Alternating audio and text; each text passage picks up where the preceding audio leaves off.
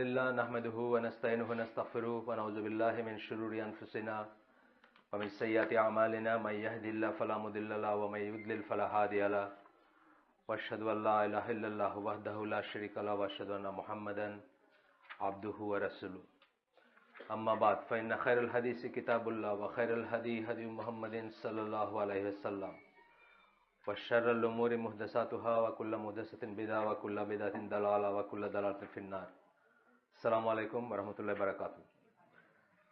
আমরা গতদিন যেটা শুরু করছিলাম ইনশাআল্লাহ সেখান থেকেই করব। আজকে যাব। আমাদের বিষয়টা ছিল যে তাকলিদ, যে কথাটা, তাকলিদ কথাটার একটা মিনিং হচ্ছে, মানে মেইন মিনিং হচ্ছে অন্ধ অনুসরণ, অথবা আমরা আমাদের দেশে যে প্রচলিত যে অন্ধ অনুসরণ অথবা দলিল ছাড়া অনুসরণ। ফর এক্সাম্পল, আমরা যখন বলি যে আমি হানাফি বা আমি শাফি বা আমি মালিকি, অথবা আমি যখন বলি যে এটা ওদের ব্যাপার, এটা আমার ব্যাপার না, আমার মাযহাব এরকম বলে, যখন আমাকে দলিল দেওয়া হয় যে এই জিনিসটা এভাবে করা উচিত বা রাসূল সাল্লাল্লাহু আলাইহি ওয়াসাল্লাম এভাবে করতেন, তখন আমি যখন বলি যে না, এটা আমি হানাফি, আমি ওইভাবে করবো না, আমি যেভাবে বাপদাদারা করছে সেভাবে করব, এটা মোরলেস তাকলিদের যে ধারণাটা আমাদের দেশের মানুষের ভিতরে আছে। কিন্তু এই তো তাকলিদের ধারণাটা দুই এন্ডেই এক্সট্রিম একটা ব্যাপার আছে। যারা তাকলিদকে এন্ডোর্স করেন, তারা মানে সাপোর্ট করেন, তারাও যেমন একটা এক্সট্রিম পজিশন নেন। যারা তাকলিদের বিরোধিতা করেন আমাদের দেশে, আনফর্চুনেটলি তারাও একটা এক্সট্রিম পজিশন নেন অনেক সময়। আসলে এটা কদ্দূর কি সেটা না বুঝে নেন। তো এইখানে আজকের এই টপিকটা হচ্ছে যে তাকলিদ বিরোধিতা নিয়ে কথা, যে তাকলিদ বিরোধিতার ব্যাপারে চরমপন্থা কথাটা মানে যদি আমি বলি যে এক্সট্রিমিজম, এখানে extremism with respect to the conception of তাকলিদ অ্যান্ড ইন রিজেক্টিং কনসেনসাস, তাকলিদকে, তাকলিদের ধ্যান ধারণা নিয়ে চরমপন্থা, এবং কনসেনসাস বা ইজমাকে রিজেক্ট করার ব্যাপারে চরমপন্থা। এই ব্যাপারগুলো নিয়ে আমরা পড়বো এখন ইনশাল্লাহ। যারা দুই চারজন নতুন ভাই আছেন, যেমন উনি আজকে প্রথম আসছেন বা আরও আছেন, তাদের অবগতির জন্য আমি বলছি যে এই বইটার নাম হচ্ছে, এমনিতে বইটার ইংরেজি নাম হচ্ছে religious extremism in the lives of contemporary Muslims, সমকালীন মুসলিমের জীবনে ধর্মীয় চরমপন্থা, আমরা যদি এটাকে ট্রান্সলেট করতাম। আর এটার অ্যারাবিক নাম হচ্ছে আল গুলু ফিদ্দিন। এই বইটা 22-23 বছর আগে লেখা বই, যেটা আমরা বারবার হাইলাইট করি। এটার কারণ হচ্ছে যে এটা সেপ্টেম্বর 11-এর আগের বই। এমন না যে সেপ্টেম্বর 11-এর রিয়েকশনে বা ওর পরে আমরা যখন অনেক প্রশ্নের সম্মুখীন হইলাম, আমরা বলতে মুসলিম উম্মা, তখন আমরা একটা অ্যাপোলজিটিক লেখা হিসাবে এটা লিখছি, তা না, কিন্তু এই ব্যাপারটা অনেক আগের লেখা বই। আর আরেকটা জিনিস আমি প্রায় বলি যে এই যে শব্দটা আল গুলু ফিদ্দিন, গুলু যে শব্দটা, এটার মানে হচ্ছে এক্সট্রিমিজম। এটা কিন্তু একটা কোরআনিক শব্দ, কোরআনে ইউজ করা শব্দ, এবং আমাদের আমাদের নিজেদের ডেফিনিশন অনুযায়ী আমাদের ওন সেট অফ এক্সট্রিমিজম আছে। মানে আমাদের কোরআন এবং সুন্নাহর সংজ্ঞা অনুযায়ী কিছু এক্সট্রিমিজমের বা চরমপন্থা ব্যাপার আছে, সেইগুলোকেই আমরা শুধু চরমপন্থা বলি। সেগুলো নট নেসেসারলি ওয়েস্টার্ন ওয়ার্ল্ড বা পশ্চিমা বিশ্ব বা কাফের বিশ্ব যেগুলোকে চরমপন্থা বলতে চায় সেগুলোর মতোই হবে এমন কোনো কথা নাই। সুতরাং আমরা যখন এখানে চরমপন্থা বলতেছি, আমরা কিন্তু আমাদের পয়েন্ট অফ ভিউ থেকে যেগুলো চরমপন্থা সেগুলো অত্যন্ত ছোট জিনিস হতে পারে।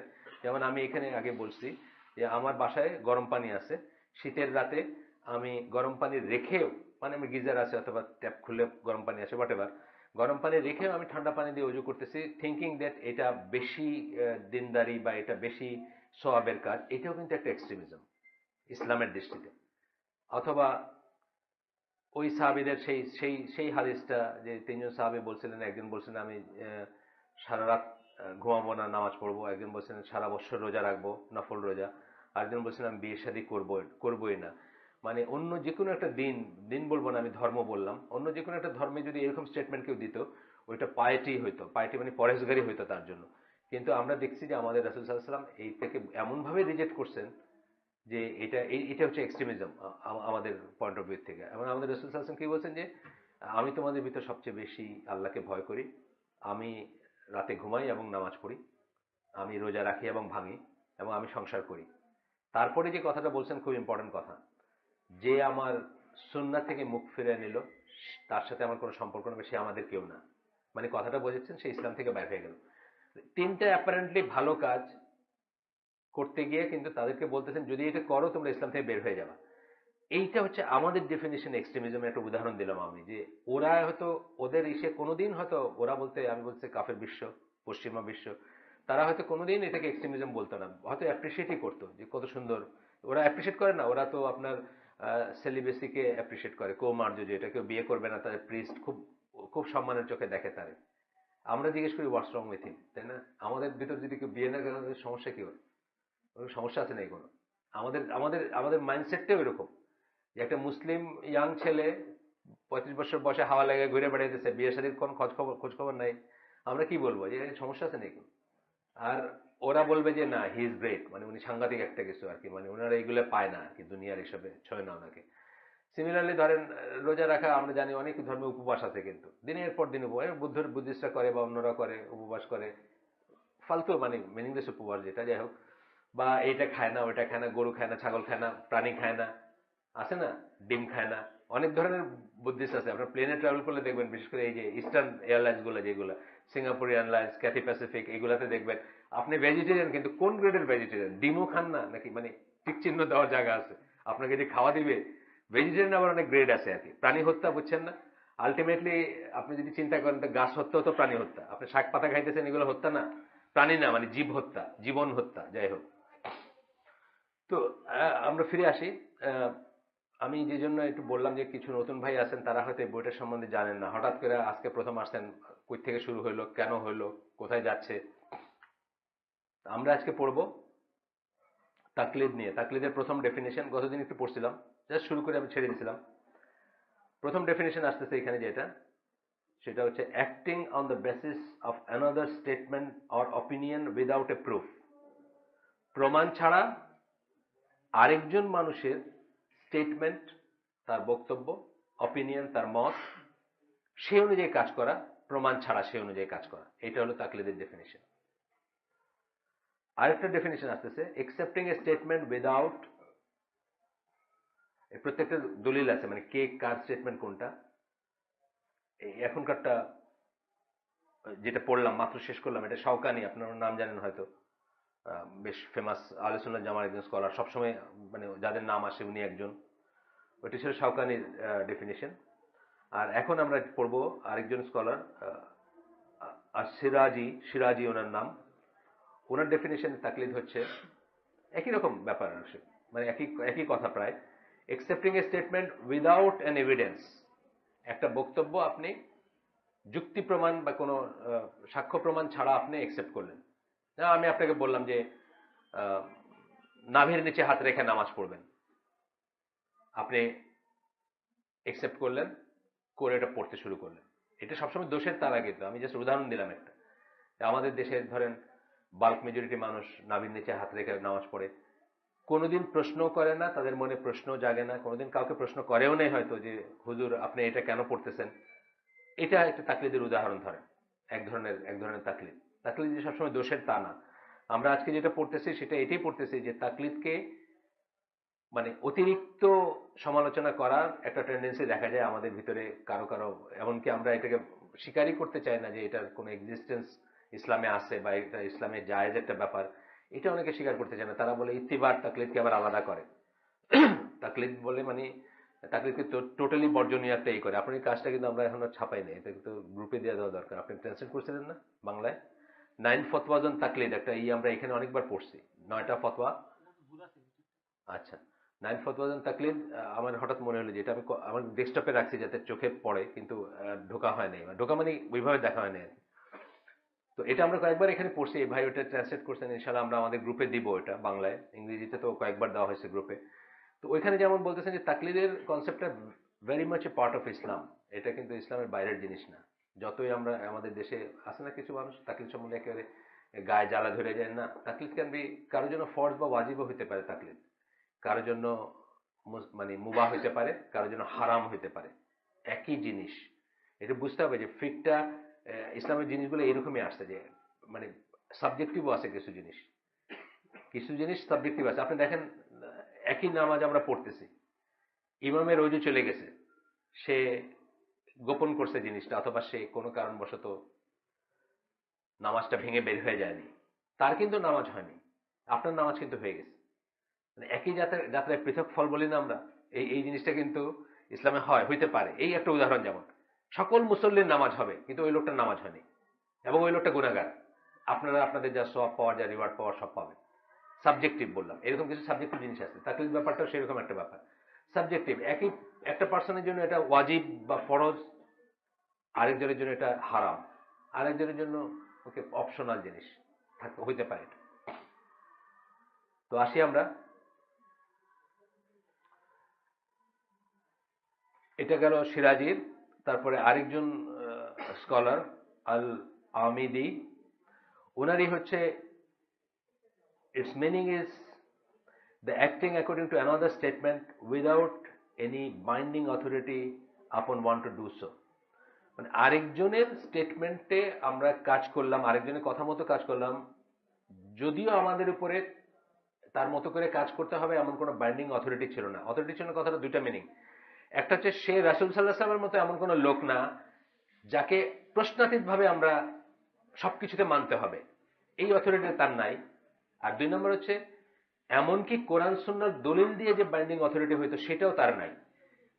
বুঝছেন না? সে দলিল দেয় নাই আপনাকে, আপনি দলিল বোঝেন না, সে আপনাকে দলিল দেয় নাই, আপনাকে শুধু বলছে এটা এরকম করবা এবং আপনি সেটা মেনে নিছেন, সেটা হচ্ছে তাকলিদ। তো এই তিনটা ডেফিনেশন আমরা পড়লাম, পড়ে এটা ফুটনোট সাথে সাথে বলতেছেন যে excluding from the concept of তাকলিদ is the following of the messenger of Allah সাল্লাল্লাহু আলাইহি ওয়াসাল্লাম। এই যে কথাটা আমি আগেই বলে দিলাম, আল্লাহ রসুল সাল্লাল্লাহু আলাইহি ওয়াসাল্লামকে ফলোইং এর ব্যাপারে এই কথাটাই আসে না, তাকলিদ কথাটাই আসে না। তাকলিদ কথাটার প্রাইমারি মিনিংটা নেগেটিভ মিনিং। নেগেটিভ মিনিং অন্ধ অনুসরণ যেহেতু বলা হয়েছে, মিনিংটার একটা নেতিবাচক আছে।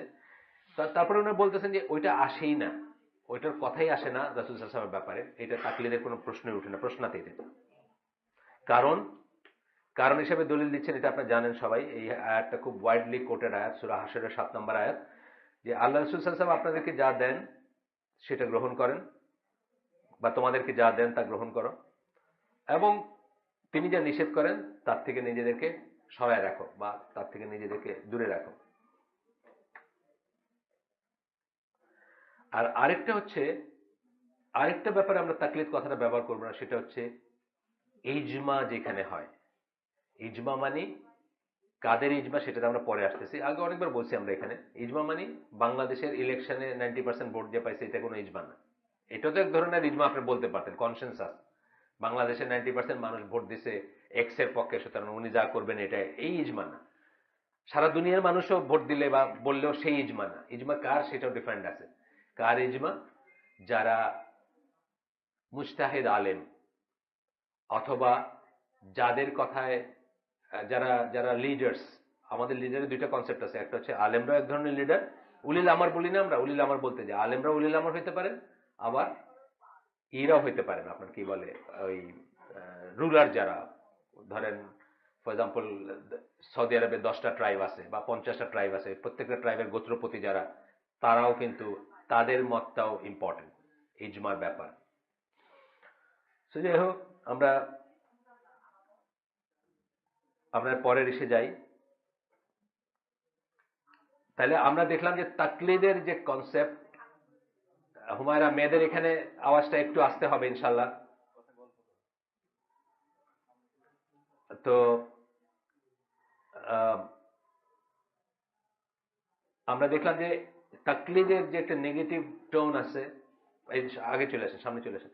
তাকলিদের যে একটা নেগেটিভ ধারণা আছে, একটা ধ্যান ধারণা বা আছে তাকলিদের, সেটার থেকে এক্সক্লুড করলাম আমরা দুইটা জিনিস। একটা হচ্ছে রাসূল সাল্লাল্লাহু আলাইহি সাল্লামের ব্লাইন্ড ফলোইং, যেটা আমরা করব বা করতে বাধ্য আমরা, সেটা।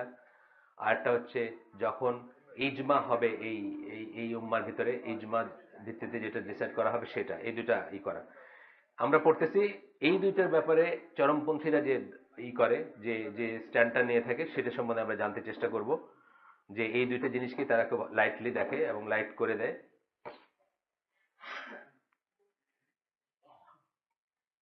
এরপরে বলতেছেন এক্সক্লুডেড ফ্রম, এই excluded from the category of blame worthy তাকলিদ। তাহলে তাকলিদের ভিতরে আমরা বুঝলাম যে কিছু তাকলিদ মানে ব্লেম ওয়ার্দি মানে দোষণীয় না, কিছু তাকলিদ দোষণীয়, এটা শুরু থেকে আমরা বুঝতেছি।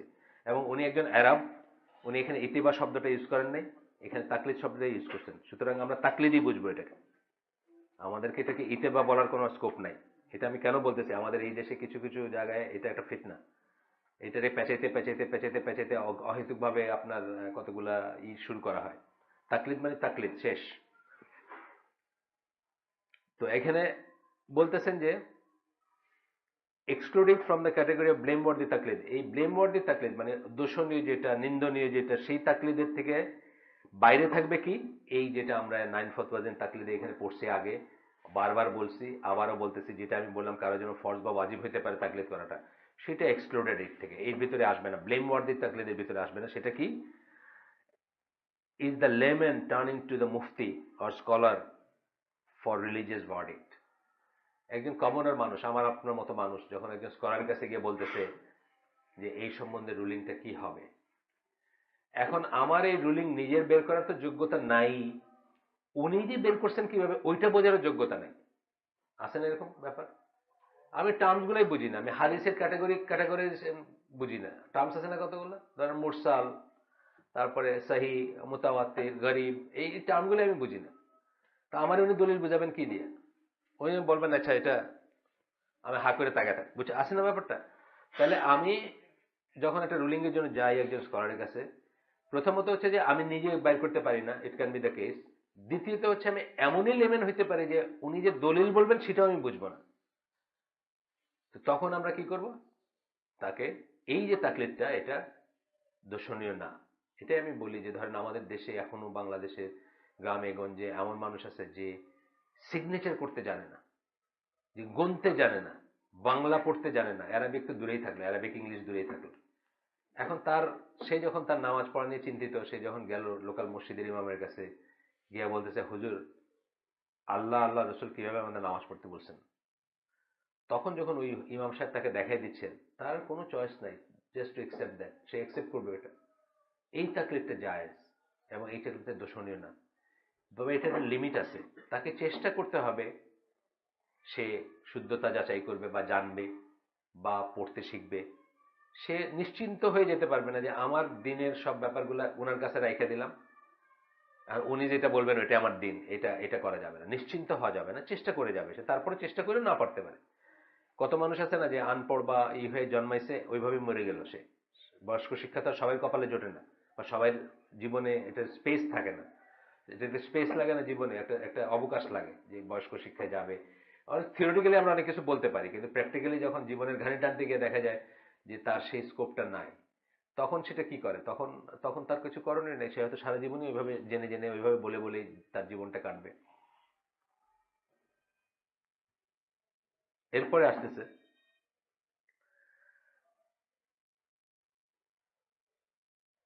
যে তাকলিদে যে নিষিদ্ধতা আছে, এটা হচ্ছে কাদের জন্য? নন লেমেন যারা, নন লেমেনদের জন্য কথাটা আসছে। নন লেমেন মানে আপনারা আমার মতো সাধারণ মানুষ না যারা, বা যারা স্পেশালিস্ট বা যারা স্কলার, যাদের ক্ষমতা আছে একটা দলিল পড়ে বোঝার জন্য, তার ব্যাপারে মেইনলি আসছে এটার নিষিদ্ধতাটা বা এটার বিরোধিতা যে করা হয়। দ্য মাসেস মাস্ট মেক তাকলিদ of its scholar when any new occasion arises, as it will not be clear to them wherein lie the proofs, and due to their lack of understanding they will not be able to reach that knowledge. যখনই কোনো একটা নতুন issue আসে, নতুন ব্যাপার আসে, তখন মাসেস যারা, তাদেরকে স্কলারদের শরণাপন্ন হইতে হবে এই জিনিসটা বোঝার জন্য। যেমন ধরেন একটা, আমাদের দেশে খুব বিতর্কিত, মানে প্রায় কোশ্চেনটা শুনবেন, ভোট দেওয়া জায়েজ কিনা। শুনেন এই কোশ্চেনটা? দেখেন কত মানুষ জিজ্ঞেস করতেছে, মানে আমাদেরকে করবে, মঞ্জুর ভাইকে করবে, আরো যারা যেখানে যে যে পারতেছে, মানে স্কলারদের। আমি তো স্কলার না, মানে বলছে আমি যাই তাকে আমাকে করবে, বা আপনাদের নিজেদের ভিতরে করবে। এগুলা আসলে ব্যাপারটা কি, এইভাবে না করে আপনি যখন সৌদি আরবে কোশ্চেন করে, মানে ইসলাম কিভাবে কোশ্চেন করছে, বা সৌদি আরবে যখন কোশ্চেন করে যে আমি পাকিস্তানের সিটিজেন বা আমি ইন্দোনেশিয়ার সিটিজেন, আমি কি আমার ইলেকশনে ভোট দিব, ওইখান থেকে কি বলবেন? তোমার লোকাল স্কলারের কাছে জিজ্ঞেস করো। এটার কারণ আছে। কেন বলবেন লোকাল স্কলারের কাছে জিজ্ঞেস করো? কারণ মাসলাহাতের ব্যাপার আছে। এমনও হইতে পারে যে ইন্দোনেশিয়ার একটা ইলেকশনে প্রতিটি মুসলিমের ভোট দেওয়াটা ওয়াজিব, কারণ ইন্দোনেশিয়ার দেশটার শাসন ব্যবস্থা গোটা ইসলামিক থেকে অন ইসলামিক হয়ে যাবে একটা ভোটের ডিসিশনের জন্য, এবং সেই ক্ষেত্রে তার জন্য ওয়াজিব বা ফরজ হইতে পারে সেই ভোটটা দেওয়া। এটা ওইখানকার লোকাল স্কলার বুঝবেন।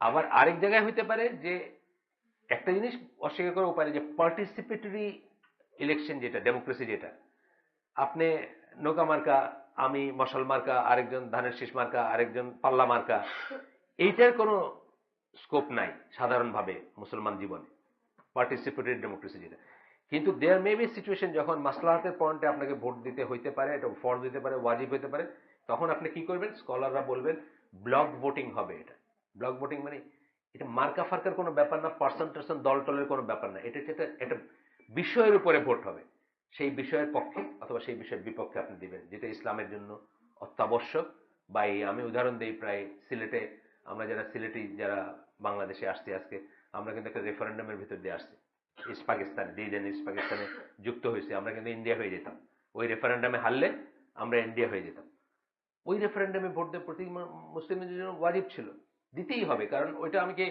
সাত করে একটা কাফেরের দেশ হব নাকি একটা মুসলিম দেশ হওয়া অপশন যেখানে আছে আমার এবং এই যে আপনাদের কি বলে আহ, এই প্রাইম মিনিস্টারের বাবা মানে কি শেখ মুজিবুর রহমান উনি তো ওইটার পক্ষে একদম রীতিমতো একটা কি বলে আমরা ওইটাকে বলি সিলেটি ভাষায় বলি যে লাঠি ছিল ওটা মানে একটা স্ট্রং একটা প্রপোনেন্ট ছিলেন উনি বা স্ট্রং একটা অ্যাক্টিভিস্ট ছিলেন এই মুভমেন্টটার এই যে রেফারেন্ডামে উনি সিলেটিকে খাটাখাটি করছেন তখন মুসলিম লীগ বা অন্যরা যারা তো এইরকম একটা আজকেও যদি এরকম একটা আসে এমন একটা সিচুয়েশন হইতে পারে যে আপনার জন্য ভোট দেওয়াটা ওয়াজিব বা ফরজ কিন্তু এইটা আপনার ইচ্ছা অনুযায়ী হাওয়া অনুযায়ী আপনি দেবেন না ওনার চেয়ারে দেখতে ভালো লাগে ওনারে দিয়ে দিই নাইলে উনি আমার চাচাতো ভাই ওনারে দিয়ে দিই এইটা না এটা একটা মাসলাহাত থাকতে হবে ইসলামের একটা স্বার্থ থাকতে হবে একজন একজন স্কলার বলে দিবেন তখন আপনি সেই স্বার্থের পক্ষে বা বিপক্ষে মানে যেই পক্ষে আপনার থাকার দরকার ইসলামী মুসলিম হিসাবে সেই পক্ষে থেকে আপনি দিতে পারেন আপনার জন্য ওয়াজিব বা ফরজ দিতে পারেন যাই হোক এরপরে বলতেছেন যে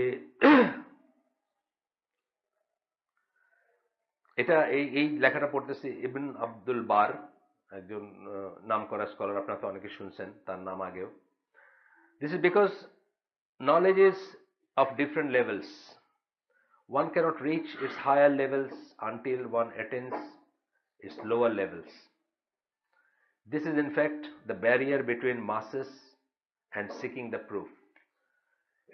এটা হচ্ছে একটা ব্যারিয়ার একটা একটা নলেজের ডিফারেন্ট লেভেল আছে আপনি যদি মেথডিক্যালি সব শিখে না যান আপনি পট করে জাম্প করে একটা উপরের লেভেলে ঢুকে কিছু একটা বাইর করা যেটা আমাদের .com মুসলিম হয়ে গেছেন আমরা সবাই কিছু একটা হলে ইন্টারনেটে গিয়ে ঢুকে আচ্ছা এই আছে এখানে আগা নাই মাথা নাই কিছু নেই এই জন্য কি দেখবেন আমাদের ভিতরে শিয়া আছে বাঙালি শিয়া আছে এখন বাঙালি খারেজি আছে বাঙালি আলেবি আছে বাঙালি কাদিয়ানি আছে বাঙালি সব আছে কারণ এই .com বুঝছেন এখন .com এ যখন ঢুকছেন আপনার তো জ্ঞান নেই যে .com ঢুকার আগে যে আপনি সেপারেট করবেন রাইট ফ্রম রং ইনিশিয়াল জ্ঞানটা আপনার নাই কাদিয়ানিদের ওয়েবসাইটের নাম হচ্ছে realislam.com আপনি রিয়েল ইসলাম দেখে মনে হয় এই তো মানে আমারও হইতো এটা আমি আজকে 20-30 বছর আগে নিজেকে নিয়ে গেলে আমি একটু রিয়েল ইসলাম দেখলে আমি কেউ দেখবো না দেখবো তো আমি 10টা ওয়েবসাইটে আগে ওটা দেখবো বলতেছে এটা রিয়েল ইসলাম ওখানে কোথাও কাদিনী কথা লেখা নেই অনেক পরে গিয়ে আপনার আস্তে আস্তে আস্তে আস্তে বললো যে তখন আর আপনি আর ফিরে আসার পথে নেই বাঙালি অনেক শিয়া আছে আমি একজনকে চিনি ফুল ফ্যামিলি ওনার শিয়া হয়ে গেছেন .com ইসের থেকে শিয়া হয়ে গেছেন সো .comটা ইসলাম শিক্ষার কোনো পদ্ধতি না এটা বুঝতে হবে ইসলাম শিক্ষার পদ্ধতি কি সনদ বা ইসনাদ স্কলারের কাছে বসবেন সেই স্কলার কাছ থেকে সেই স্কলারের স্কলার স্কলার স্কলার করতে করতে আপনি কোথায় যাবেন রাসূল সাল্লাল্লাহু আলাইহি ওয়াসাল্লাম পর্যন্ত পৌঁছাবেন এই যে চেইনটা এটা খুব ইম্পর্টেন্ট ইসলাম আপনার পরে কম্পিউটার তারপরে ওয়েবের 1000 মাইল তার ওই পাশে একটা আমেরিকান ওয়েবসাইট এটা ইসলাম শেখার কোনো রাস্তা না এর সূত্র ব্রোকেন ব্রোকেন না এর সূত্র ব্রোকেন একটু চিন্তা করলে দেখবেন যে এখানে ইসনাদ বলতে আমরা যা বোঝাই সেই সূত্র ব্রোকেন সেই সূত্র নাই কিন্তু আপনি মঞ্জুর আলীর কাছে বসছেন সাইফুলের কাছে বসছেন সাইফুল্লাহ কই পড়ছে আচ্ছা বকর আবু জায়দের কাছে এই কথা শুনছে বকর আবু জায়দের কাছে শুনছে আপনি দেখলেন যে রাসূল সাল্লাল্লাহু আলাইহি ওয়াসাল্লাম পর্যন্ত পৌঁছে যেতে পারবেন দিস ইজ হোয়াট ইসলামিক আমরা ইনশাআল্লাহ এটা এইটা করবো একটা বই আমরা ডাউনলোড করছি বকর আবু জায়দের বই মানে ওনার নামটা ওই জন্যই আসলো এই বইটা আমরা পড়বো etiquette of seeking knowledge etiquettes of seeking knowledge বা এটিকেট অফ সিকিং নলেজ এরকম নাম সিলেটিরা আমার কাছে রিকোয়েস্ট করছে যে সিলেটের জন্য আমরা বইটা পড়ি সিলেটের হালাকায় তো ওই জন্য আমরা ডাউনলোড করছি সিলেটি মানে লন্ডনে থাকা একটা সিলেটি আর কি ওই আপনাদের দেখছেন তামিম আশরাফ ওই যে গ্রুপে লেখে সে রিকোয়েস্ট করছে তো আমি বইটা ডাউনলোড করছি আমি সিলেটে পড়বো ইনশাল্লাহ এই মজলিসে কখনো পড়বো যে আমাদের নলেজ আমরা কিভাবে সিক করবো আমরা এইভাবে যেভাবে লাফালাফি করতেছি এই ওয়েবসাইটে 5 মিনিট ওইখানে 10 মিনিট ওইখানে 15 মিনিট আজকে এটা বললাম কালকে এটা চেঞ্জ হয়ে গেল 8টা হয়ে গেল কেন বললাম কেন চেঞ্জ মানে এগুলো অনেক অনেক ডিপ জিনিস। সুতরাং এগুলো একটা মেথড আছে, একটা পদ্ধতি আছে, সনাতন পদ্ধতি যেটা, সেইভাবেই করতে হবে। আমি এগুলোর উপর কিছু লেকচার টেকচার শুনছিলাম, যেমন মুলাজিমা সিস্টেম বলে একটা জিনিস। মুলাজিমা মানে স্কলারের সাথে থাকবেন, খাবেন, ঘুমাবেন। এটা কিন্তু ইসলামের ইসের খুব ইম্পর্ট্যান্ট একটা জিনিস ছিল। আনফর্চুনেটলি এখন হোমোসেক্সুয়ালিটির ভয়ে আমরা পোলাপানদের মাদ্রাসায় দিতে পারি না, সেটা হলো আরেকটা স্টোরি, অলটুগেদার রটেন স্টোরি। কিন্তু আসলে ট্র্যাডিশনালি আমাদের কি ছিল, মানে এই যে আপনার উজবেকিস্তান থেকে বুখারিকে নিয়ে তার মা সৌদি আরব আসছেন, বেসিক্যালি খালি যে লেটার্স এবং আয়াত এবং বইয়ের জ্ঞান দেওয়ার জন্য তা না, মেইন টার্গেট তাদের ছিল যে স্কলারের সহচর্যে থাকবে, মানে সাহচর্যে থাকবে, চারিদিকে থাকবে, তার খেদমত করে তার কাছ থেকে চরিত্র গঠন করবে।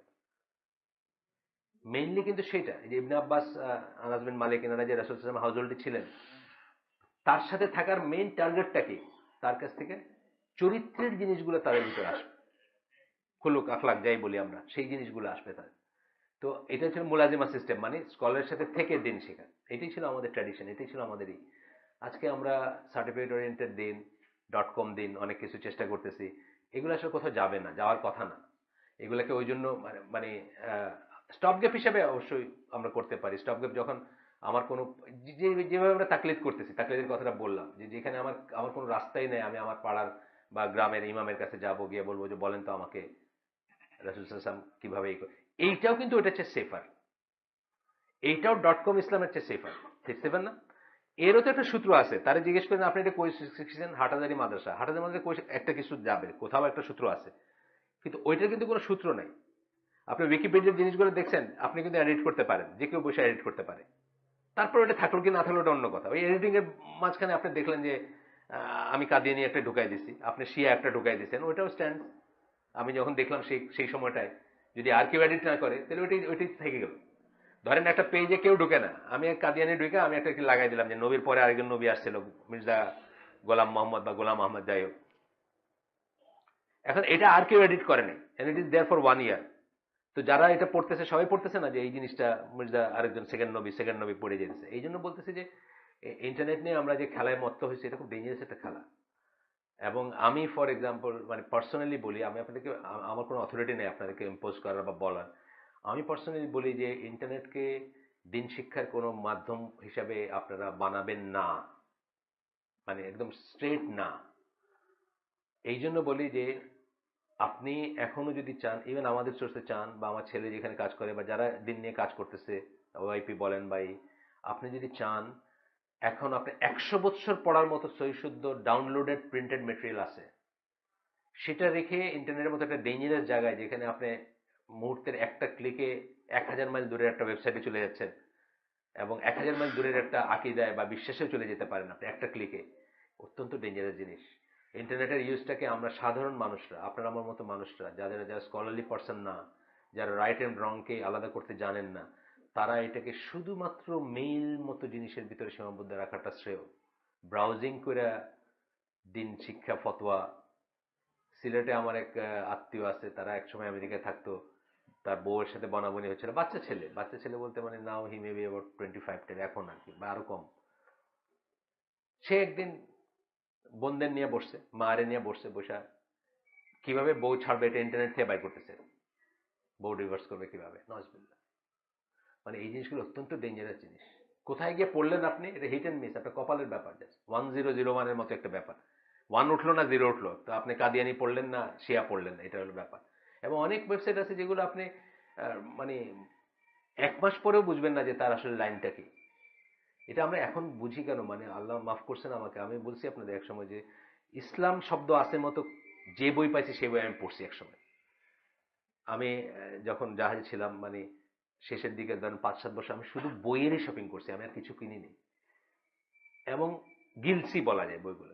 তখন আমি বুঝছি যে আরে ইসলাম মানে তো শুধুমাত্র এক জিনিস না, মানে মনোলিথিক না, কত ব্র্যান্ড আছে, কত টাইপ আছে, কত আছে, মানে আল্লাহ যে আমাকে এখানে নিয়ে আসছেন এটা অশেষ রহমত আল্লাহ। মানে আমি যে কোনো একটা সাইড নিয়ে অন্যদিকে চলে যেতে পারতাম, আমার চেয়ে বহুত বড় বুজুর্গরা গেছে। এই যে ডক্টর মতিউর রহমান, এই যে কি বলেন, প্রিচ করেন যে, কালকেও একজন আমাকে ওই শান্তিনগরে জিজ্ঞেস করতেছে ওনার ওনার এক থিওরির কথা, যে কিছুদিন জাহান্নামে থাকবেন, তারপরে আবার বাইরে জান্নাতে হবেন, এরকম কোনো কথা নাই, উনি এটা বিশ্বাস করেন না। এটা এটা এটা ভুল কথা। কোরআনে বলছে চিরজাহান্নামী। কত বর্ণনা, কত হাদিস, কতই আছে যে আপনি আহ, মানে ওইটা হচ্ছে কাফেরদের জন্য কথাটা ঠিক, চিরজাহান্নামী। এবং নবীন সিদ্দিকিনদের জন্য কথাটা ঠিক যে তারা চিরজান্নাতি। কিন্তু তার মাঝখানে একটা গ্রুপ অফ পিপল আছে যারা আপনার আমার মতো লেমেন, যারা ভয় করি যে আমাদের কবিরা গুনার জন্য আমরা হয়তো 1 সেকেন্ড, 1 মিনিট, 1 দিন, 1 বছর, আল্লাহ জানেন থাকতে পারি জাহান্নামে। এই ভয়টা আমরা করি। আল্লাহর মার্সি চাই আমরা, যে আমরা যেন তা না হয় আমাদের কপাল চাই। এটা কত, এটা তো আকিদের পয়েন্ট। কিন্তু ওই যে ওস্তাদ রাইখা ধারাবাহিকভাবে শিখেন নাই বা মেথড ফলো করে শিখেন নাই দেখে কিন্তু একসময় একটা ভ্রান্ত আকিদে চলে আসছে ভিতরে, বা চলে আসছে। তো এখন আমি যদি ওনার ওনার ওয়েবসাইটে ঢুকি আর ওইখান থেকে যদি ইসলাম নেই, তা আমি সাথে সাথে বিপদগামী হব না? সুতরাং যারা ইন্টারনেট আদারওয়াইজ যাদের দরকার নাই, যত পারেন কমাবেন ইউজ, এবং চেষ্টা করবেন শুধুমাত্র ইমেইলের ভিতর নিয়ে আসতে। ইমেইল এই জন্য বলতেছে, email is like a letter এখন, তাই না? এটা চিঠির মতো। আমাদের চিঠি উই হ্যাভ ডান উইদাউট, মানে ডান উইথ চিঠি বলতে পারেন আর কি, শেষ। আমাদের আমাদের চিঠি নিয়ে কাকে আবার করে ফেলছি আমরা, শেষ। তো এখন আমাদের কি করা উচিত? এখন ইমেলটা আমরা হয়তো হলে আমার মেয়ে, আমার ছেলে যারা বাইরে আছে বা ইভেন ঢাকায়, আমাদের জন্য যোগাযোগটা ইজিয়ার। একটা একটা ডকুমেন্ট পাঠাইতে পারতেছেন, একটা ম্যাপ পাঠাইতে পারতেছেন, হরতালের ভিতর সিলেট যেতে পারেন নাই, একটা ডিজাইন পাঠাই দিয়েছেন যে এটা দেখে দেন একটু, বুঝছেন না? এই সুযোগটা আমরা হয়তো নিতে পারি বা নিব। But other than that, browsing বা ইসের থেকে ইসলাম শিখা আল্লাহর বাস্তে চেষ্টা করবেন অ্যাভয়েড করতে। যদি শুদ্ধ বইয়ের দরকার হয় আমাদের কাছে আসবেন, বা এই ধরনের যারা মঞ্জুর এলাহি ভাই, ডক্টর সাইফুল্লাহ ভাই, আমার ছেলেরা যারা যেখানে কাজ করতেছে, শুদ্ধ তরিকার উপর কাজ করতেছে, আপনি 100 বৎসর পড়তে পারেন, বই অলরেডি আছে ডাউনলোডেড, অলরেডি হার্ড কপি আছে, আপনার ইন্টারনেটে গিয়ে ব্রাউজ করার কোনো দরকার নেই। আমরা ফিরে আসি আমাদের কথার মেইন লাইন। এরপরে বলতেছেন, the scholars do not differ on the point that the mass must follow their scholars. মাস যারা গণমানুষ যে স্কলারদের ফলো করবে, এটাতে কেউ ডিফার করেন না। সেই হিসাবে একজন মানুষ মাযহাব মানতেছে, তাকে কিন্তু আমরা ছোট করে দেখব না, ছোট করে দেখব না, সমালোচনা করব না। সমালোচনা আমরা তখনই করব যার কাছে, যখন তার কাছে প্রমাণ উপস্থাপন করার পরেও সে মাযহাবের বা একজন স্কলারের দোহাই দিয়ে সে প্রমাণটার থেকে চোখ বুজে থেকে বলতেছে না ওইটাই ঠিক, অথবা এইগুলা আপনি যে প্রমাণগুলো দেখাইতেছেন নিশ্চয়ই উনিও জানতেন এগুলা, যাই না উনি করেন নাই, যেহেতু আমি ওইটাই ফলো করব। এইখানে দোষটা হচ্ছে সাধারণভাবে মাযহাবীদের। আমরা আমার আমার গ্রামের মানুষ সে মাযহাবও তো বুঝে না, হয় তারা জিজ্ঞেস করলে সেটাও হয়তো বুঝে না। সে মাস যারা গণমানুষ যারা, তারা যে, আমরাও কিন্তু কোনো না কোনো, আমরা যে এই যে এখানে যারা বসে, আমরাও কিন্তু এক ধরনের তাকলিদি করতেছি। নাসিরুদ্দিন আলবানী দলিল কোথায় নিয়েছে আমি কি সেটা দেখছি না এই করলে না। আমার যেটুকু ইন্টেলেক্ট দিয়েছেন আল্লাহ, সেই ইন্টেলেক্টের বলে আমার মনে হয়েছে যে নাসিরুদ্দিন আলবানী, এইটাই আপনার কিন্তু করণীয় বিষয়, যে আপনার ইন্টেলেক্টে ব্যবহার করে আপনি কি সবচেয়ে ইখলাস সম্পন্ন, সবচেয়ে জ্ঞানী স্কলারটাকে বেছে নিছেন কিনা টু টেক এ দলিল ফ্রম, এইটুকুই আপনার করণীয় আছে। কিন্তু আমি যে নাসিরুদ্দিন আলবানীর রেগুলারে যে প্রায় বলতেছে আলবানীর মতে সহি, আলবানীর মতে সহি, আমি কি দেখছি নাকি আলবানী কেমনে তাকি করছে? আমি কি জানি? তাহলে এটাও আরেকটা ফর্মের তাকলিদ। কিন্তু আমি স্বীকার করি আর না করি, এটা একটা ফর্মের তাকলিদ না? তো এই জন্য তাকলিদকে ঢালাওভাবে আমরা একেবারে ঝাড়ু দিয়ে ফেলাই দিলাম, সেটা সেরকম জিনিস নাই। বুঝতে হবে যে একই জিনিস কারোর জন্য জায়েজ হতে পারে, কারোর জন্য ফরজ ওয়াজিব হতে পারে, কারোর জন্য হারাম হতে পারে। কিন্তু আমার যখন স্কোপ আছে যে আমি দেখবো এটা, আমি বুঝাই দিচ্ছি আপনাকে। যেমন আমাকে জিজ্ঞেস করে যে ভাই সবাই তো বলে তারটা ঠিক, তা আমরা কি করে বুঝবো যে কোনটা ঠিক? আমি বলি যে আপনাকে আমি কমন সেন্স দিয়ে বলতেছি। আপনার বাসায় বেহেশতে জেওর আছে, সবাই বাসায় এখানে বোধহয় আছে, যারা আছে আমরা এখানে, বা ছিল এককালে, আহলে হাদিস ভাইদের ছাড়া আর কি, ওনারা বেহেশতে জেওর থাকবেন ওনাদের বাসায়। কিন্তু সাধারণ যারা আমরা, আমরা তো বাল্ক অফ আজকে আমরা হানাফির থেকে আসছি, বা হানাফির থেকে চেষ্টা করতেছি আল্লাহ সুন্নাহ মতো, আল্লাহ সুন্নাহ মতো চলার জন্য। আমাদের বাসায় বেহেশতে জেওর আছে, আমার বাসায় বোধহয় এখনো খুঁজলে পাওয়া যায়। আমি বলি যে আপনি বেহেশতি জিয়ারতটা নেন, আর একদিকে নাসিরুদ্দিন আলবানীর রসুলুল্লাহর নামাজ নেন। মানে জাস্ট কমন সেন্স থেকে আপনি শুরু করবেন। বেহেশতি জিয়ার নিলেন, একটা পেজ খোলেন, বহুবার বলা কথা, এটা পুরান কথা, যারা পুরান ভাই এখানে আছেন, একটা পেজ খোলেন, দেখবেন যে এই পেজে লেখা আছে ফজরের নামাজের নিয়ত হচ্ছে নাওয়াইতুন সাল্লাল্লাহু তাআলা রাকাতা সালাতিল ফজর ফরদুল্লাহ তাআলা, আছে না? মুতাওয়াজ্জিহান যায় আছে। কিন্তু আপনি দেখবেন উপরে বা নিচে আশেপাশে কোনো দলিল নেই, মানে কোনো কোনো মেনশন নেই ইউনিটি কোথায় পাইছেন, কোথেকে নিয়েছেন, কি নাই। নাসিরুদ্দিন আলবানী রসুল্লাহর নামাজ খোলেন, প্রথম পেজ বাংলাদেশে যেটা আছে রসুল্লাহর নামাজ, প্রথম পেজ একটা কোরআনের আয়াত, একটা হাদিস। তাহলে আপনার আপনার লেমেন হইলেও আপনার আপনার যে আল্লাহ যে ইন্টেলেক্ট দিয়েছেন আপনাকে একদম কমন যেটা, সেটা আপনাকে কি বলে যে এই দুইটা বইয়ের ভিতর কোন বইটা আপনার কাছে প্রেফারেবল হবে পড়ার জন্য? ন্যাচারালি পরেরটা, কারণ প্রথমটায় কোনো দলিল নেই, কোথায় কোথায় পাইছেন উনি, কোথায় দিলেন, কি বললেন, কোনো ই নেই। এইভাবে আপনি চোখ কান বন্ধ না রেখে চলবেন ইনশাল্লাহ। তারপরে যেটুকু না আপনি তাকলিদ করছেন বা করতে হচ্ছে আপনাকে, সেটা তো স্কলাররা এটা তো এই মাত্র পড়লাম আমরা যে স্কলাররা এটা নিয়ে কোনো বিরোধিতা করেন না যে এই তাকলিদ জায়েজ, এই তাকলিদ জায়েজ, বিকজ এটা করতেই হবে আপনাকে। আমি যে বললাম আমি যে বিনবাজকে মানি, আমি যে উসাইমিনকে মানি, আমি যে ইবনে তাইমিয়াকে মানি, এটা এক ধরনের তাকলিদ। এই ডেফিনিশন আমরা এতক্ষণ ধরে পড়লাম, এটা এক ধরনের তাকলিদ। বাট আপনি কি করছেন, আপনার ইন্টেলেক্টটাকে ইউজ করছেন, বন্ধ করে দেন না একখানে, এবং এখনো খোলা থাকবে ওটা। আমি যদি জানি নাসিরুদ্দিন আলবানী ভুল করছেন, কেউ যদি দলিল দিয়ে বোঝায় দেয়, তৎক্ষণাৎ আমি সেটা মানব, কারণ নাসিরুদ্দিন আলবানী আমার নবী না। বললাম না, কার একজন মানুষের ব্যাপারে এটা ব্লেম ওয়ার্ডি না, কোনো অবস্থাতে ব্লেম ওয়ার্ডি না, বা তাকলিদের নেগেটিভ কোনোটেশনটাই আসে না, উনিকে আল্লাহ রাসূল সাল্লাল্লাহু আলাইহি সাল্লাম। আর বললাম আরেকটা ব্যাপারে তাকলিদের প্রশ্নটা আসবে না, সেটা হচ্ছে ইজমা যেখানে হয়েছে। ইজমা কাদের? এই উম্মার মুজতাহিদ আলেমদের ইজমা যেখানে হয়েছে, সেটাও ব্লেম ওয়ার্ডি না। তারপরের গুলা কোনোটা ওই যে বললাম, কোনোটা জায়েজ, কোনোটা ফরজ ওয়াজিব হইতে পারে কারোর জন্য, কোনোটা হারাম হইতে পারে, ডিপেন্ডিং অন কে করতেছে বা কি করতেছে। তাকলিদ মানে আবারও বলতেছি, প্রমাণ ছাড়া কারো কথা গ্রহণ করা, বা কারোর কথা দলিল দলিল প্রমাণ ছাড়া তার জাজমেন্টটা, তার ফতোয়াটা, তার মতামতটা গ্রহণ করা, এটা হচ্ছে তাকলিদ। দুইটা ডেফিনেশন পড়ছি, তিনটা ডেফিনেশন পড়ছি আমরা, তিনটার মতেই সেটা।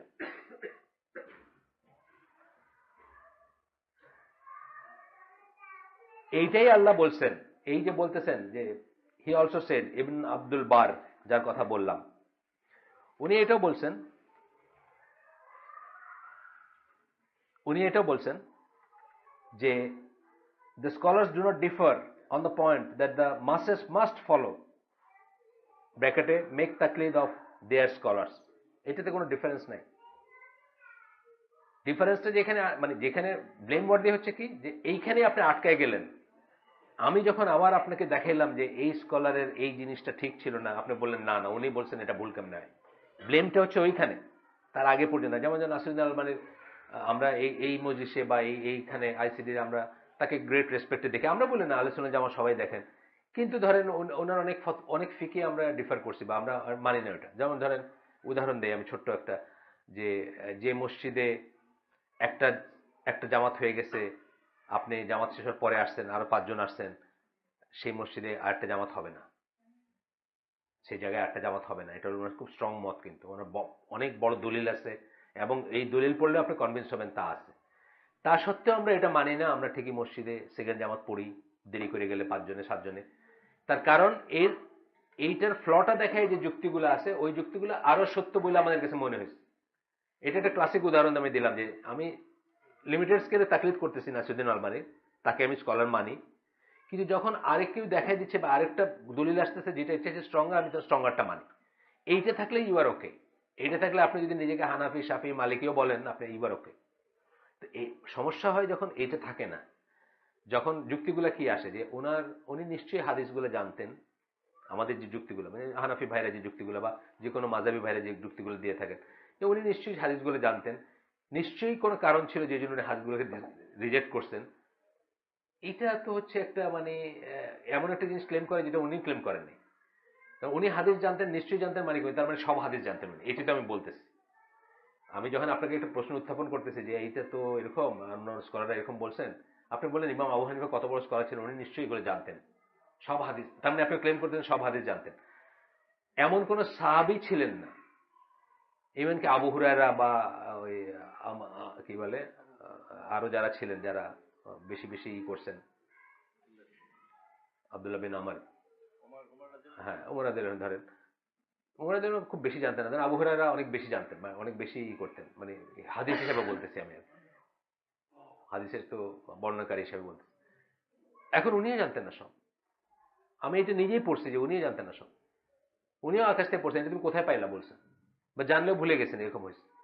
তো এটা যদি সাহাবীদের অবস্থা হয়, তাহলে তাবেই ছিলেনই, বা তাবেই ছিলেন যারা আরো পরের, বা আমাদের এখনকার যারা আছেন, তারাও জানবেন না, এটাই স্বাভাবিক যে তারা সবকিছু জানবেন না। তো এইখানে বুঝতে হবে যে এটা দলিল আসতেছে কোথা থেকে, আল্লাহ বলতেছেন কোরআনে, ask the people of the reminder if you know not, সূরা নাহলের 43 নম্বর আয়াত। এই রিমাইন্ডার কথাটা জিকির আর কি। জিকির মানে কোরআন, কোরআনের একটা নাম জিকির, জানেন তো আপনারা, কোরআনের অনেক নামের ভিতরে একটা নাম কিন্তু জিকির। এই পার্টিকুলার জায়গায় জিকির মানে হচ্ছে কোরআন। এর শিয়ারা অস্বীকার করে, শিয়ারা শিয়ারা অস্বীকার করে মানে আমার হঠাৎ মনে হলো যে আল্লাহ নাজিল করছেন এই জিকির এবং আল্লাহ এটার করবেন, ওই যে হেফাজত করবেন। এইখানে যে জিকিরের মানে কোরআন, এটা তারা অস্বীকার করে। আর অস্বীকার করে বলতে চায় যে কোরআনের ইন্টিগ্রিটি নেই, মানে কোরআন ইনটেক্ট নাই আর কি। ওমর রাদিয়াল্লাহু আনহু, আবু বকর রাদিয়াল্লাহু আনহু এবং ওসমান তারা এটা চেঞ্জ করে ফেলছেন, নজবিল্লাহ।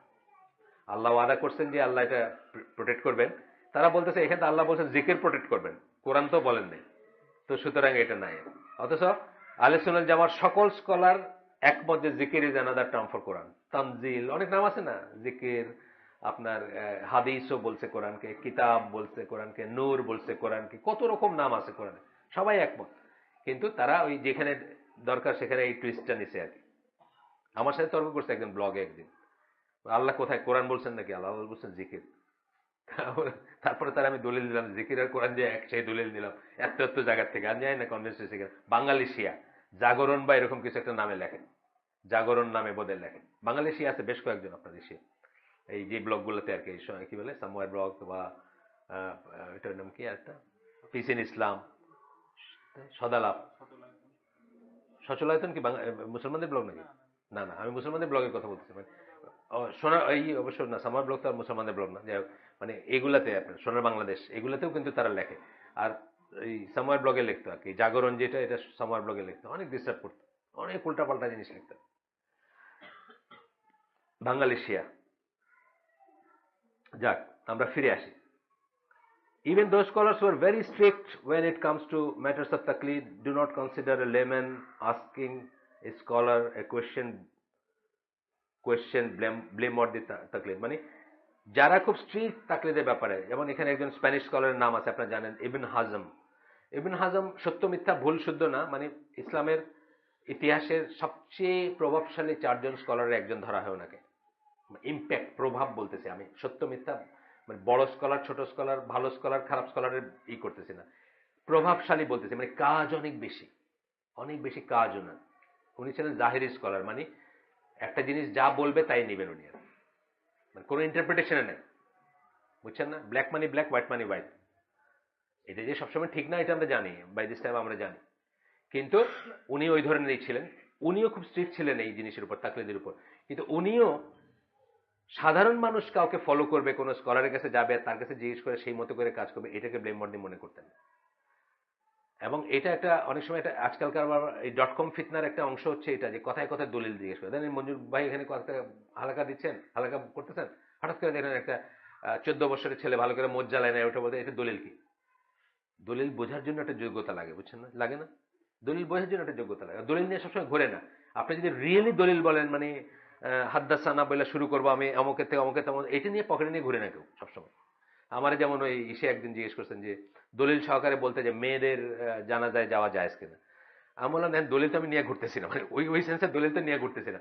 সিরা যারা পড়ছেন তারা জানার কথা যে মেয়েদের জানাজা যায়, কারণ আল্লাহ রাসূল সাল্লাল্লাহু আলাইহি সাল্লামের হাউস হোল্ড পরিবারের মেয়েরা গিয়ে জানাজা পড়ছেন, তার জানাজা তো একবারে হয় নাই, group by group by group হয়েছে, পড়ছেন না বর্ণনা, মেয়েরা গিয়ে জানাজা পড়ছেন।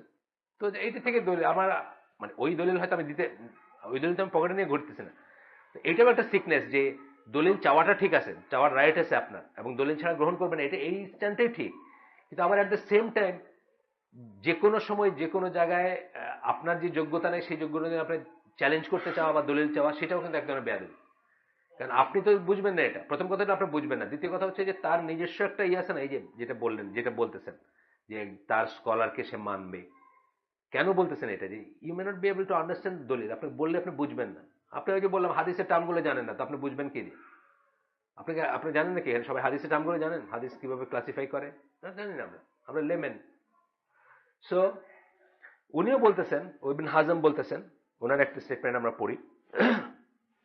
উনি বলতেছেন, we do not object to people asking the scholar for religious verdicts. আমরা ফতোয়ার জন্য স্কলারকে জিজ্ঞেস করাটাকে আমরা দোষের মনে করি না। What we object to is they are taking the statement without any proof to support it, without the scholar referring to any text of Quran or Sunnah, because this will necessarily result in the following of mistakes.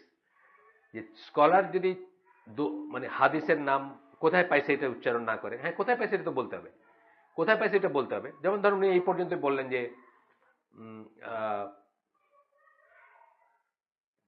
আলবানির মতে এই হাদিসটা সহি, ধরেন কথা কথা আলবানির মতে এটা সহি, এটা তো একটা জিনিস সুন্নায় আছে, মানে সহি সুন্নায় আছে, এটা তাহকিক করছেন কি আলবানি করছেন। এখন আপনি জানতে চান যে তাহকিকটা একটু বলেন, আমি এটা নিয়ে করতেছি না, বুঝছেন তো লাইনটা কোথায় টানবেন। হাদিসের তাহকিক কিন্তু অনেক জটিল ব্যাপার। আপনি দেখেন এই যে এখানে ওই যে 40 হাদিসের আছে, একটা হাদিসের আগে 20 পৃষ্ঠা 30 পৃষ্ঠা হলো খালি বর্ণনাকারী কেমন লোক ছিলেন, উনার জীবন, উনি কেমন সত্যবাদী ছিলেন কি না ছিলেন, উনি কই থেকে কার কাছ থেকে হাদিসটা শুনছেন, প্রথমে কারে বর্ণনা করছেন, তার ভিতর কি উইকনেস ছিল, সকালে করছেন না সন্ধ্যায় করছেন, মানে পারলে এগুলো আছে এখানে। আমরা তো এইসব ডিটেলসে যাইতে পারবো না, বা আমরা বুঝবো না, বা আমরা চাইবো না এটা। কিন্তু যখন বললেন যে মুসলিমে আছে, বুখারীতে আছে, should be enough for us, তাই না? যাই হোক, তো এই বলতেছেন যে ওনারাও বলতেছেন যে জিজ্ঞেস করার ভিতরে কোনো ব্লেম নাই, কিন্তু সেই স্কলারের উচিত সে এটা কোথায় পাইছে সেটা বলে দেওয়া। যেমন আমি বলছি যে আপনার সিরা পড়েন নাই, সিরাতে তো আছে এটা, রসুলের লাইফ যদি পড়েন আপনার, রসুলের মৃত্যুর বর্ণনাগুলো হাদিসে আসছে না, রসুল সাল্লাল্লাহু কিভাবে সমাহিত করা হলো এটা আসছে, কিভাবে জানাজা পড়া হলো এটা আসছে, ওইখানে আপনার ওই যে আমির নির্ধারণের জন্য তারা যে জানাজা অ্যাটেন্ড করতে পারলেন না, বা তারা যে লেট ছিলেন, বা তারা যে আসতে পারেন নাই সেটা আসছে, সব আমরা এগুলো সব জানি। তো এখানে এগুলো আমাদের দলিল, এগুলো দলিল, এটা বললে এনাফ যে এটা সুন্নাহ আছে। এরপরে আরো যদি ডিটেলস জানতে চান, you have to come to my office, ধরেন মঞ্জুর এলাহির অফিসে যাইতে হবে, সেটা রইল আমাদের। যাই হোক, therefore it is an absolute must that one be very cautious concerning getting rulings from any scholar who does not strengthen his ruling by basing it on Quran and Sunnah or consensus. তখন বলতেছেন যে এটা ইবনে হাজমের কথা আমরা বললাম, খুব strict ছিলেন, তারপরে উনি বলতেছেন এই ব্যাপারে ক্লিয়ারফুল যে ওই লোকটা যার কাছ থেকে আমি নেই সে কি তার কথাগুলো কোরআন সুন্নাহ ভিত্তিক বলে নাকি, অথবা ইজমা ভিত্তিক বলে নাকি, এটা তার কেয়ারফুল হইতে হবে। কিন্তু আমরা বলি না যে এটা দোষের, কাউকে জিজ্ঞেস করা বা কারো কাছ থেকে ফতোয়া নেওয়া এটা দোষের না, এটা তারা বলতেই পারে। যখনই উনি বলবেন যে একটা এই দলিল বা এইখানে উনি পাইছেন, বা এখানে একটা সূত্র ধরাই দিবেন আপনাকে, এবং ধরেন তাৎক্ষণিকভাবে না দিতে পারলেও পরবর্তীতে দিবেন, বা চাইলে আরো দিতে পারবেন দলিল বা এই ধরনের জিনিস, তখনই এটা ঠিক আছে। এবং এরকম আরো আছে, শাওকানির আর একটা কথা আছে এখানে, the one with less knowledge would ask the scholar about an issue that had come to him. আমাদের ভিতরে ইভেন দুইজন পার্সনের ভিতরে যদি লেস নলেজ থাকে, আমি যাকে মনে করবো যে যার বেশি নলেজ আছে তাকে জিজ্ঞেস করতে পারি। He would give him religious verdict with the text that he knew of the Quran and Sunnah. Quran and Sunnah যে টেক্সট জানে তার ভিত্তিতে সে একটা ফতোয়া দিবে। নট নেসেসারিলি এটা ঠিক হবে, কিন্তু এটা ঠিক নাও হইতে পারে। আপনি ততক্ষণ এটা নিবেন যতক্ষণ আপনি আদারওয়াইজ না পাচ্ছেন, বা আর কোনো আপনার স্কোপ নেই। বা যেমন ধরেন আমাদের একটা হালাকায় ওইখানে ওই যে সবাই আলোচনা জামা স্কলার, ওই আগের আমরা ইকবাল রোডে যেখানে ছিলাম, একদিন একজন স্কলার বললেন, আমাদের হালাকা যারা নেন, এক ভাই একা নামাজ পড়ছেন পিছনে, রো ফুল হয়ে গেছে, একদম একা, মানে আর কেউ নাই আর কি, শেষ পর্যন্ত একা পড়ছেন। উনি নামাজ শেষ করে বললেন যে আপনার তো নামাজ হয় না, আপনি আবার পড়েন। এখন আমি আগের থেকে জানি, মানে অন্য সোর্স থেকে জানি, এটা ইসলাম কিউতে বোধহয় আছে বা অন্য কোথাও আছে, আমি অপোজ করি না ওনাকে, কারণ স্কলার যেদিন যা বলতেছেন আমি সেটাকে অপোজ করি না। ওই দিনের উনি আমির, একজন স্কলারকে আমরা যখন ডাকি উনি ওই দিনের আমির, ওনার ফিকে আমার সাথে ডিফারেন্স হতে পারে, আমি হয়তো সেই ফিকটা মানবো না, কিন্তু ওনাকে আমি বাধা দিই না বা আটকাই না। আমি জানি যে জায়গা না পেয়ে যে দাঁড়াবে তার নামাজ ভ্যালিড, শখ করে যে দাঁড়াবে, ফ্যানের নিচে দাঁড়াই, বুঝছেন না, ওই রথে জায়গা আছে কিন্তু এটা ফ্যান নাই, আর একলা পিসের রথে দাঁড়ালে ফ্যানের নিচে দাঁড়াই, তার নামাজ হবে না।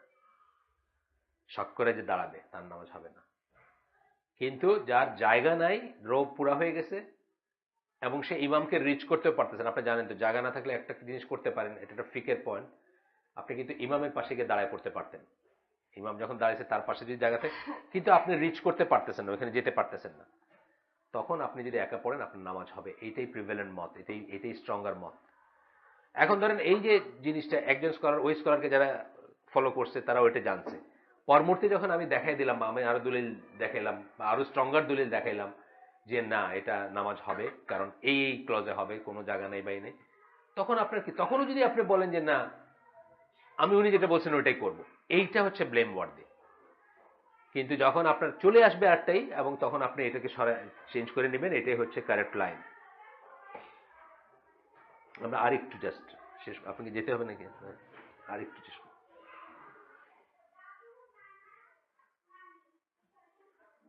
This is the concept of তাকলিদ। এখন এতক্ষণ আমরা যা করলাম এটা হচ্ছে আহলে সুন্নাত জামাত তাকলিদ সংক্রান্ত যে মানে কনসেপ্ট বা ধারণা বা ধ্যান ধারণা বলি সেটা।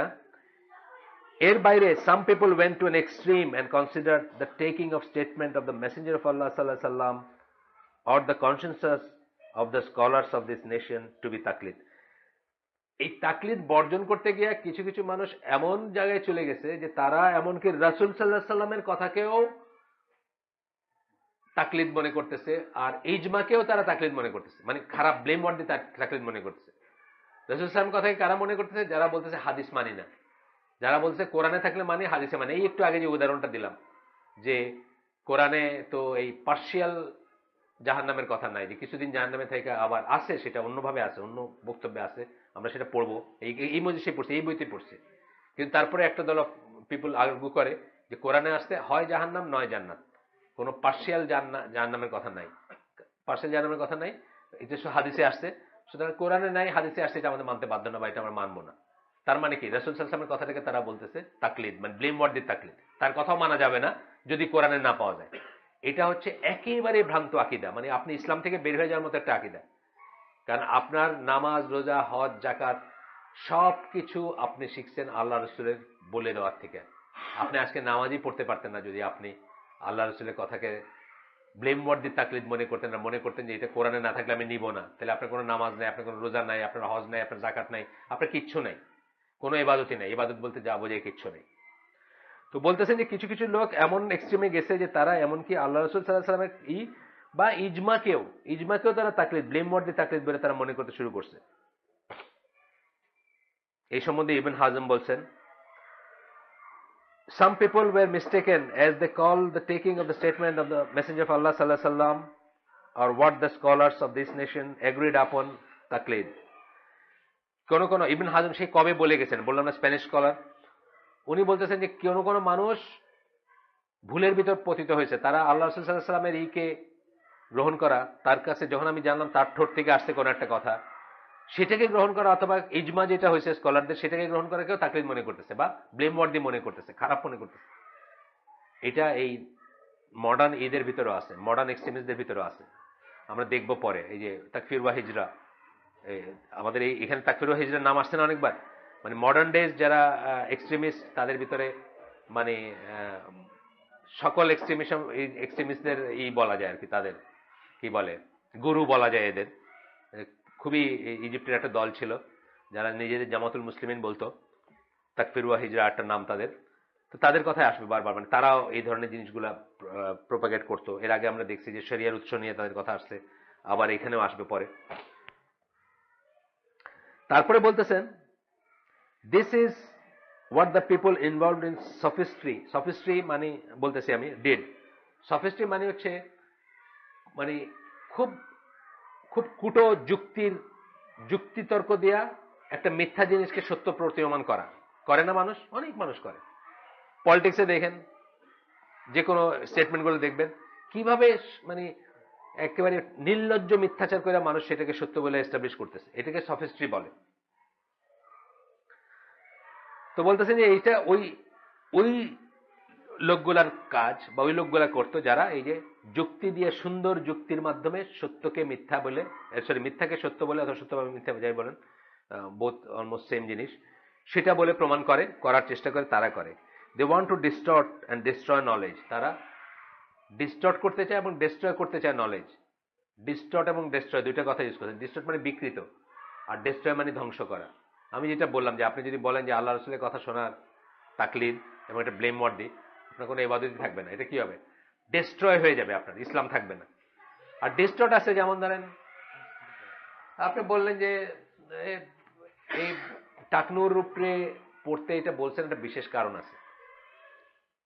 ডিস্টর্ট যে বশত করবে, অহংকার বশত, তার বেলায় এটা। আমি তো অহংকার বশত করি না, আমার এটা এখন ফ্যাশন, এখন স্যুট পরি আমি, শ্যুটটা ঘন্টার উপরে থাকলে কেমন লক্ষ লক্ষ করে পা দেখতে কেমন বিশ্রী লাগে।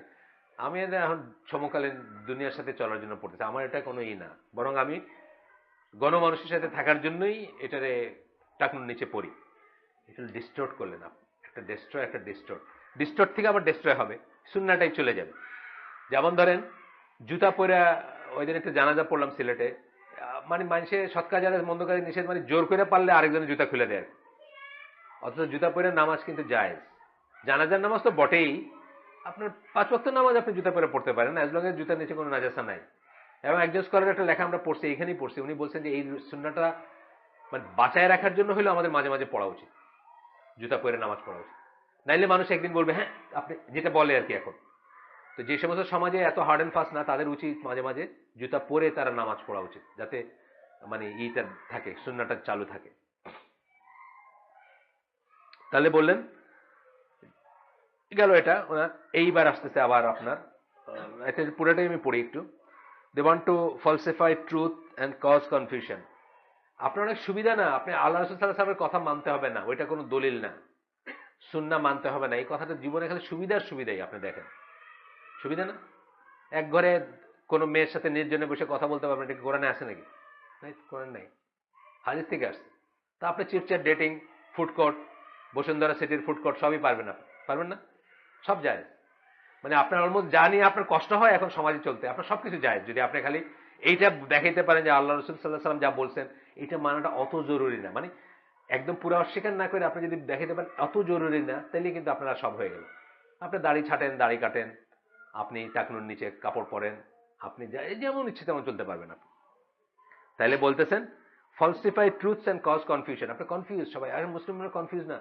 আমরা এমনকি মানে বুখারীর হাদিস নিয়ে আমরা তর্ক করি যে আয়েশা রাদিয়াল্লাহু আনহুর মানে জাস্ট টু অ্যাপিজ দ্য কাফিরস, কাফিরদেরকে বা কুফারকে অ্যাপিজ করার জন্য, সন্তুষ্ট করার জন্য আমরা বুখারীর হাদিস নিয়ে ডিসপিউট করি যে আয়েশা রাদিয়াল্লাহু আনহা আসলে বয়স ছিল প্রায় 18 বছর, এটা রিসেন্ট ইসে দেখা গেছে, এই হাদিস যে বলে 9 বছর, এটা ঠিক না।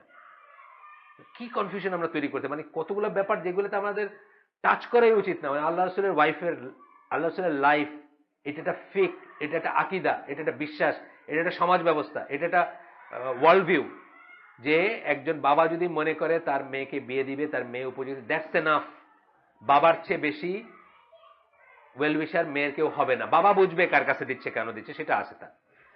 আমরা সেটাকেও কনফিউশন নিয়ে আসছি, এইটা বললে যে হাদিসকে কোয়েশ্চেন করে বা আল্লাহ রাসূলের কথাকে কোয়েশ্চেন করে। Nothing helps their cause more than distorting the meanings of terms and mixing them until what is truth is given a false name so that the people flee from it. এই just যে কথাটা বললাম এটাই, মানে until truth যেটা, ওটাকে একটা false name দেওয়া হলো। 9 বছর বয়সে বিয়ার যেটা ট্রুথ ছিল, এটাকে একটা ফলস নেম দেওয়া হলো, দিয়া until people flee from it. এখন আমরা কি বলতেছি, বাল্য বিবাহের এগেনস্টে তো আমরা আন্দোলনে নেমে গেছি সবাই।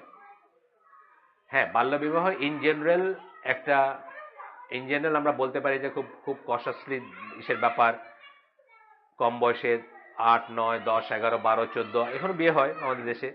হ্যাঁ, এটা এটা বাবারা যেন এটা না করে, আপনি আপনি এই করতে পারেন, মানে রিলিজিয়াস বডি ফর্ম করতে পারেন যেন বাবারা মেয়েদের উপর অবিচার না করে, বিক্রি করে না দেয়, এটা না, সব ঠিক আছে, কিন্তু আপনি এটা নাজায়েজ বলতে পারেন না। আল্লাহ রাসূল সাল্লাল্লাহু আলাইহি ওয়াসাল্লাম নিজের লাইফে যে জিনিসটা 9 বছর বয়সে আয়েশা রাদিয়াল্লাহু আনহাকে ঘরে আনছেন, এটা তো আপনি অস্বীকার করতে পারেন না এবং এটাকে নাজায়েজ বলতে পারেন না। নাজায়েজ বললে কি আপনার হোল অফ ইট ইজ, আল্লাহ রাসূল যা বলছেন বহু জিনিসে আপনি প্রশ্ন তুলতে পারেন, তাই না? দে মানে ইগনোরেন্ট পিপল, জাহিল যারা, তাদের কথা বলতেছেন, who naively have good opinions of those people will then fall into their trap. তাদের সম্বন্ধে বা তারা, আমরা যেটা হয় আর কি, যে ধরেন ডক্টর মতিউর রহমানের কথাই বলি, যিনি হাদিস নিয়ে বা এখন যে অনেক মানুষ তার ফলোয়ার, ওনার সম্বন্ধে কি আমার নিজেরও খুব ভালো, খুব হাই ইমপ্রেশন ছিল। আমি ওকে চিনি ব্যক্তিগতভাবে, খুব সুন্দর কথা বলেন, উনি অ্যারাবিক জানেন, উনি মাদ্রাসায় পড়ছেন, তারপরে ইরাকে চাকরি করছেন, তারপরে এখন ওই ন্যাশনাল মেডিকেলের সার্জন উনি, যাই হোক। তো ওনার একটা ব্যাকগ্রাউন্ড আছে, সুন্দর করে কথা বলেন, বই লিখছেন। এই বইগুলা কাটাবন মসজিদের সামনে বিক্রি হয়েছে। ওই এরকম কোরআনের ছবি আলাদা কতগুলো বই আছে না, 30টা বই আছে ওনার বোধহয়। নামাজ কেন ব্যর্থ হচ্ছে একটা বইয়ের নাম, এরকম আরো অনেক বই আছে না। এই ধরেন বুকলেটস বলা যায়, 40-50 পৃষ্ঠার বই। সো ওনার প্রতি যাদের ভালো ইমপ্রেশন আছে, ওনাকে যারা ভালো মনে করে, তারা ট্র্যাপে পড়বে না, তারা ট্র্যাপে পড়বে। এই জন্য উনি সাবধান করতেছেন। এই এই লাইনটা পড়ে শেষ করে দিব আমরা এই প্যারাগ্রাফ, মানে 3-4টা লাইন আছে প্যারাগ্রাফটা। This is the kind of extremism that Shukri Mustafa's group fell into. এই যে বললাম সুকরি মুস্তাফা একটু আগে, তাকফির ওয়া হিজরা, তারা এই ধরনের এক্সট্রিমিজমে পড়ছিল বা এই ধরনের চরমপন্থায় লিপ্ত হয়েছিল। এবং সে বলছিল, we can summarize the forms of taklif taken in this nation as proofs regarding the religion as the following: the opinions of the jurists, the opinions of the companions, the practices of the people of Medina, the opinion of the majority and the consensus. মানে তাকলিদকে উনি classify করছেন, কয়েকটা classify করে কতগুলাকে বলছেন যে চলবে, কতগুলাকে বলছেন চলবে না, বা কি কোনটা কেন চলবে কোনটা চলবে না, এটা আমরা নেক্সট দিন পড়বো ইনশাল্লাহ। কারণ এটা শুরু করলে শেষ করা পট করে বন্ধ করা যাবে না। নেক্সট দিন আমরা ওনারা যেগুলোকে তাকলিদের যে ফর্মগুলোকে ডিভাইড করছেন, সেই ডিভিশনের ভিতরে ভুল আছে কোথায় এবং কেন এগুলা পরিত্যাজ্য বা কেন এগুলো আমরা নিব না বা কেন আমরা কেয়ারফুল থাকবো, সেটাই করব। That brings me to another point. আমাদের সমাজেও কিন্তু আহলে সুন্নাত জামাত মতো আমরা যারা চলতে চাই, তাদের ভিতরে প্রচন্ড একটা রিয়েকশন হয় তাকলিদ শব্দটা শুনলেই। সেটা করা উচিত না। এবং মাঝহাবি কোনো মানুষকে অস্পৃশ্য মনে করা হয়, সেটাও মনে করা উচিত না। কারণ একজন মানুষের মাযহাবী হওয়ার পেছনে একটা গুড রিজন থাকতে পারে। আজকে আমরা বুঝলাম যেটা, বা একজন মাযহাবী বলতে যে শুধু হানাফি মাযহাব তা না, এখনকার দিনেও যদি উনি কোনো স্কলারকে ফলো করেন, তার অক্ষমতা হেতু তাকে কিন্তু আমরা ঘৃণা করতে পারবো না। আমরা এটা শিখলাম না আজকে।